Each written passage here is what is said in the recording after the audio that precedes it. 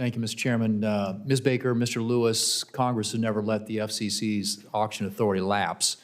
What is the impact if auction authority lapses, and would it have an adverse impact on our ability to lead in the deployment of next generation communication services? Mr. Lewis. I agree. It would be a shame to see the authority lapse. That would be the worst case scenario. I fear that the impact would signal that we're not committed to or even moving away from this structure that has allowed us to create greater competition and greater diverse uses of spectrum. So that would be a shame. It's also why I'm advocating for a longer authority to signal that we want to continue to do this into the future with the right studies and the right data. Okay. Ms. Baker. I appreciate the question, Senator. It would cause uncertainty for certain.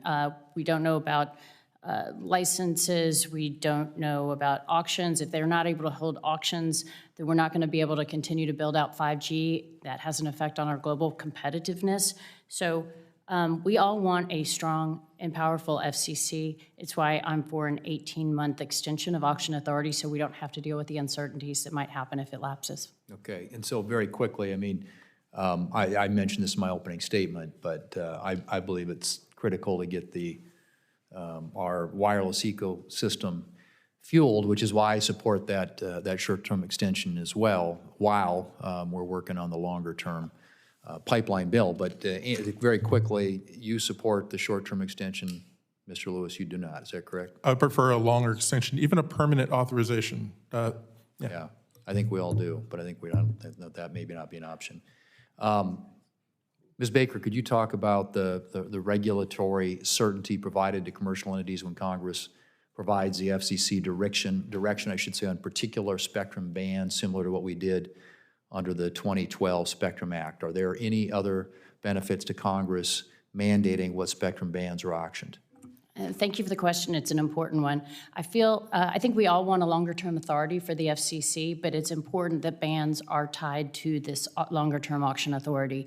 And the reason is exactly because when you did the Spectrum Authority in 2012, you tied 3 bands to it.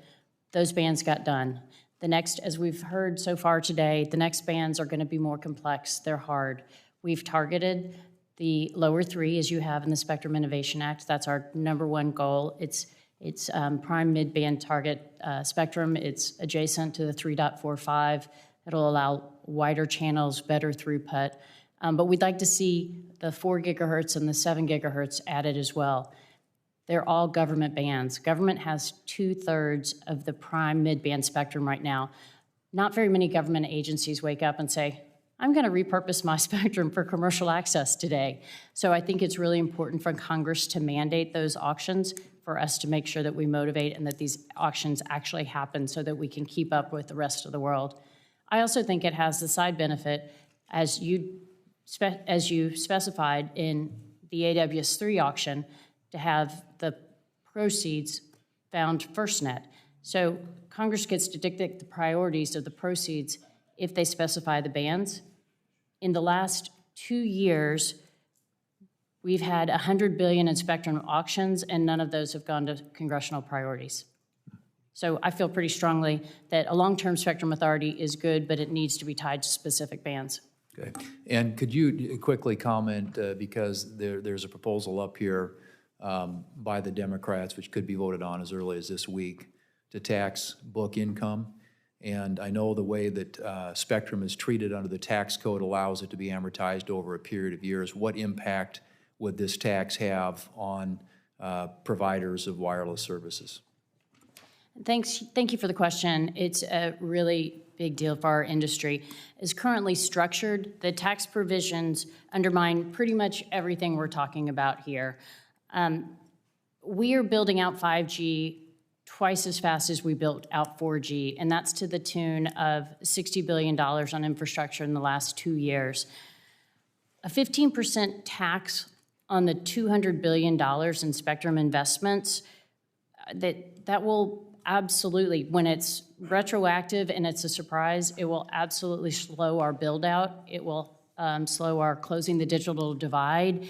It will impact our global competitiveness, and certainly it's going to impact our spectrum pipeline. So as the Congress has decided that broadband is an important infrastructure and put it in the infrastructure bill funding, I think that we would very much like to see that any technical correction would treat spectrum the same as any other infrastructure asset.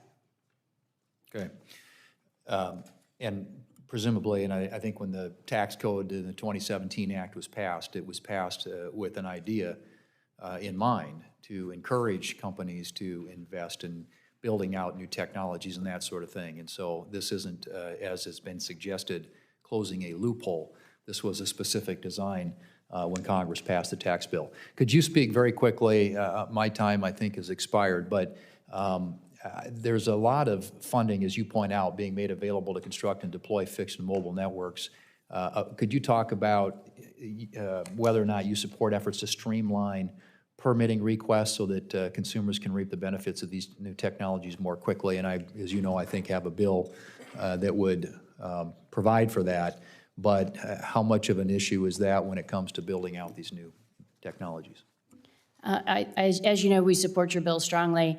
The faster we can build these networks, the faster we can bring 5G speeds, which are 100 times faster, and attach more devices to these networks and lead the world in innovation. So streamlining is very important.